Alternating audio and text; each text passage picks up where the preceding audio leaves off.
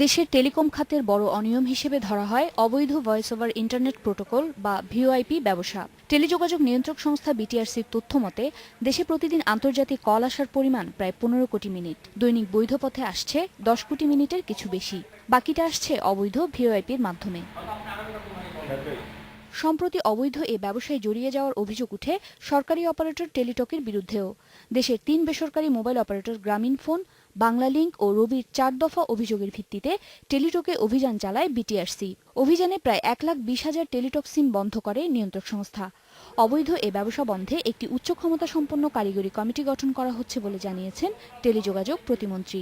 Highly technical একটা team গঠন করছি, যে টেকনিক্যাল টিমটার কাজ হবে যে মোবাইল টিমের মতো কাজ করা, কিন্তু যেহেতু তাদের ওই ধরনের ক্ষমতাটা, নির্বাহী ক্ষমতাটা দেয়া নেই যেটা ম্যাজিস্ট্রেটকে দেওয়া আছে, তারা সাহায্য করবেন এবং তারা র্যাবের সাহায্য নিয়ে তারা যখনই দেখবেন যে কোথাও কোনো ইরেগুলার কলস বাইরে থেকে আসছে বা এই ধরনের বিষয়গুলো, তখন তারাই ওখানে ইন্টারভিউ করবেন। টেলিকম খাতে অরাজকতা বন্ধে আইজিডব্লিউ অপারেটরস ফোরাম গঠন করেছে সংশ্লিষ্ট প্রতিষ্ঠানগুলো। ফোরাম গঠনের পর বেড়েছে বৈধ পথে কল আসার পরিমাণ, ফলে নির্ধারিত পরিমাণে রাজস্ব পাচ্ছে সরকার।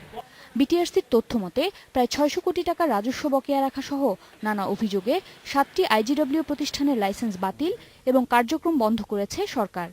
প্রতিমন্ত্রী জানান, অবৈধ ভিওআইপি ব্যবসায় সরকার দলীয় কেউ থাকলে তাকেও ছাড় দেওয়া হবে না। কে কোন পৃথিবীর কোন দল করে, বাংলাদেশের কে কোন দল করে, কোনো পরিচয় দেখা হয়নি। একটি অবৈধ কাজকে অবৈধ কাজ হিসেবেই দেখা হয়েছে এবং একটি অবৈধ কাজ, অন্যায় কাজকে অন্যায় এবং অবৈধ হিসেবে চিহ্নিত করেই কিন্তু সরকার এগিয়েছে। অবৈধ ভিওআইপি বন্ধে সরকারের নেয়া কর্মপরিকল্পনার দৃশ্যমান অগ্রগতি 90 দিনের মধ্যেই দেখা যাবে বলে আশা করেন প্রতিমন্ত্রী। আশা করি 90 দিনের মধ্যে আপনারা অন্তত পক্ষে ভিজিবলি কিছু চেঞ্জ দেখতে পারবেন এবং আমি বলেছি যে আমাদের যে চেঞ্জটা আসবে, মেক ইট ভিজিবল।